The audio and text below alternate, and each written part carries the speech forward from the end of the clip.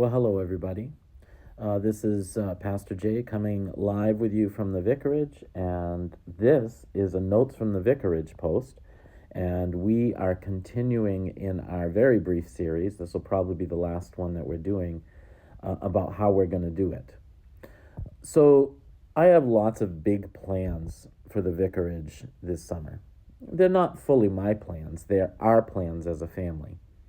I met with my daughter and son-in-law the other night to begin talking about how we're going to be sharing the burden of gardening. I've met with my sister online because she's not yet home from the Netherlands, but we've been talking about what it's going to take to get all of our plans done. I've got some conversations started with my daughter-in-law and son regarding their help in the gardens and with the forest garden farm this summer. We have lots of plans. I'll go into those a little bit more deeply. But the purpose of this series has been to discuss how we're actually going to go about doing it. The first thing is we're going to build partnerships. And so as a family, we're building partnerships and preliminary work schedules about how we're going to do this together. It's not all on me. It's not all on Christine. It's not all on Melanie, and it's not all on Brenda or any one of us. This is going to be an all family job. We need to cooperate. Secondly, we also need to be mindful of our personal rhythms when we need to work and when we need to rest. And finally, what I want to talk about today is the need for us to actively schedule. When I sat down with Melanie and James on Sunday afternoon, I guess it was Saturday afternoon, we began laying out what was going to be needed for work hours. And so I asked them, well, what can you commit to? What days can you come?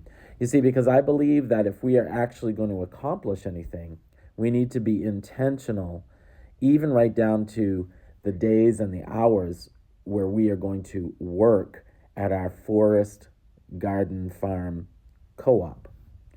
So, I just got in my Jerusalem artichokes, and I'm beginning to look at scheduling in the day that I'm going to get those in.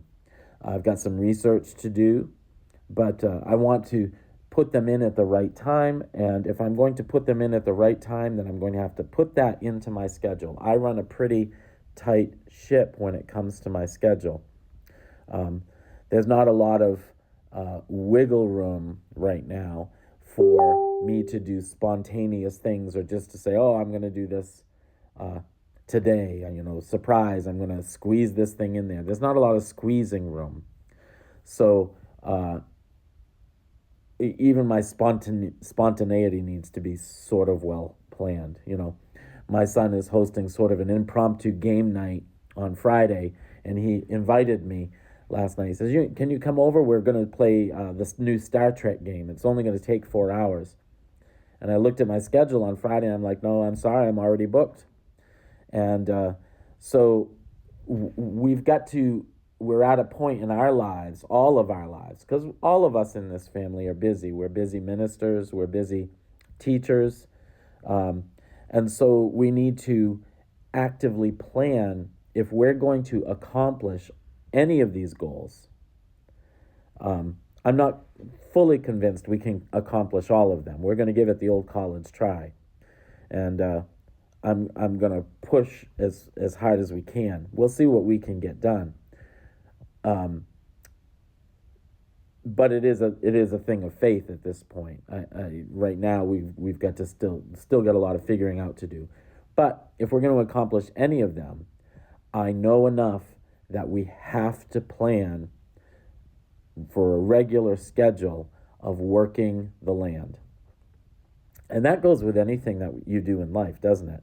If you actually want to get something done, if you want to, anything from raising kids to building relationships to, oh my goodness, building a barn, you've got to make a plan, and you've got to schedule the time in for that plan.